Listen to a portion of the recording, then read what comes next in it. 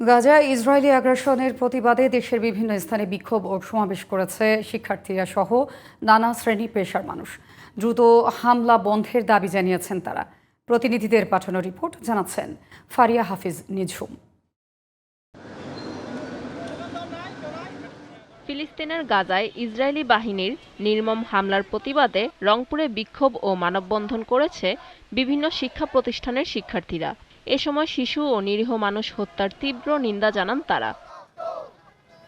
গাজায় ইসরায়েলি গণহত্যার প্রতিবাদ ও ফিলিস্তিনকে স্বাধীন রাষ্ট্র ঘোষণার দাবিতে বিক্ষোভে উত্তাল কুমিল্লা নগরী। এতে অংশগ্রহণ করেন নাগরিক পার্টি ও ইসলামী ছাত্রসেনা সহ বিভিন্ন শিক্ষা প্রতিষ্ঠানের শিক্ষার্থীরা। কর্মসূচি থেকে ইসরায়েলি পণ্য বয়কটের ডাক দেন তারা। গাজায় ইসরায়েলি বাহিনীর নৃশংস হামলার প্রতিবাদে টাঙ্গাইলে বিক্ষোভ মিছিল ও সমাবেশ করেছে বিভিন্ন শিক্ষা প্রতিষ্ঠানের শিক্ষার্থীরা। ইসরায়েলের বর্বরোচিত গণহত্যা ও মানবাধিকার লঙ্ঘনের প্রতিবাদে পটুয়াখালীতে বিক্ষোভ মিছিল অনুষ্ঠিত হয়েছে। গাজায় উপত্যকায় চলমান গণহত্যা ও মানবাধিকার লঙ্ঘনের প্রতিবাদে বরগুনায় বিক্ষোভ মিছিল করেছে সর্বস্তরের মানুষ।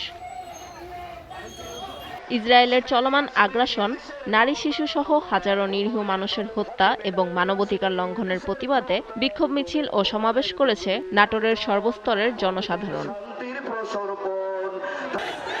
নারায়ণগঞ্জেও মানববন্ধন ও বিক্ষোভ মিছিল হয়েছে।